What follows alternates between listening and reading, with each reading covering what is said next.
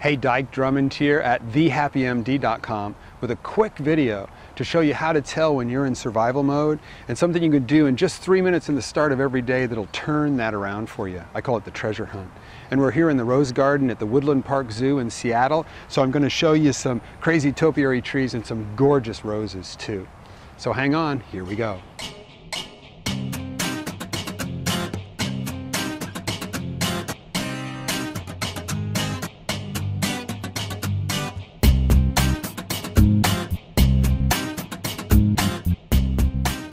So what's survival mode?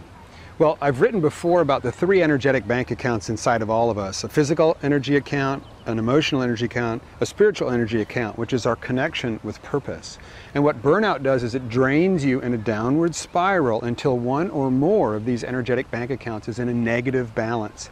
At that point in your subconscious, it's like a switch is flipped and you go into survival mode. In Star Trek, they would say all energy goes to the shields, and we become completely focused on just plowing through the office day and dragging our sorry butt home. We don't notice much of anything else. And here's some other things that sometimes come out at that threshold when you dip into survival mode as well. It's known as compassion fatigue, and you'll notice you're having it when you find yourself being cynical, sarcastic, sometimes feeling like your patients are out to get you, like everything is a hassle. You got blinders on, you're going to try and make it through the day and everything seems to be getting in your way. Now realize that this survival mode, this flip into compassion fatigue, is a defense mechanism to stop the drain, but it doesn't work because when you're cynical and sarcastic about the people you're meant to serve, that just drains you even more. So rather than continue to struggle through your workday, plowing through everything, like a train with a cow catcher on the front, just throwing everything to the side, let me show you a different way. Let me show you how to restore some fulfillment, some satisfaction to your day in less than 3 minutes. Now, if you look down below this video, you're going to see a link for a handout that takes you all through the process, but let's hit the high notes right now.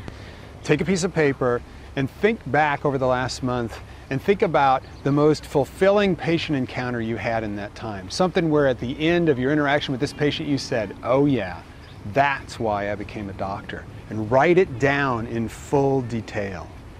And then simply read back what you wrote and re-experience that in your imagination. Notice how it felt. Notice where it was in your body. Amplify it a little bit. Turn it up so you can really feel it. It's really clear to you. This feeling is your treasure. It's what you can be on the look for. Conscious intention to be on the look for it during your office day.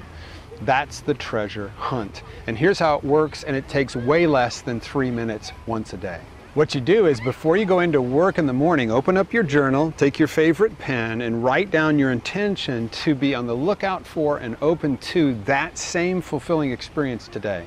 You could write something as simple as, I am open to and looking out for a meaningful patient or staff encounter, like that one.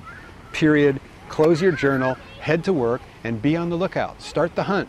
Find that treasure. This is also called intention journaling, and when you take it on as a daily habit, it pulls you up out of survival mode and opens your eyes to what's going on around you in the office already. You'll be surprised when you're on the look for treasure, how often you find it in your day. And you'll be surprised on those days when you don't journal and start plowing through in survival mode, how little enjoyment that you have, even though it's right in front of you. So I encourage you to take this on. The handout has 4 power tips in it too. So I encourage you to get that handout and know how you can ramp up this process as well. So I invite you, take on the treasure hunt. Pull yourself out of survival mode if you find yourself there now. And let me show you some roses. Well, and I have to tell you that my bias is for roses that have lots of different colors, especially pinks and oranges. This one is just gorgeous. As the flowers age, they change their colors. Its name is Rainbow Sorbet.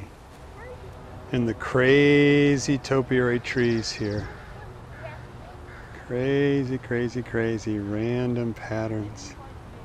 Look like where the wild things are.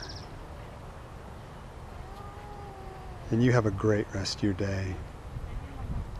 Good luck finding your treasure.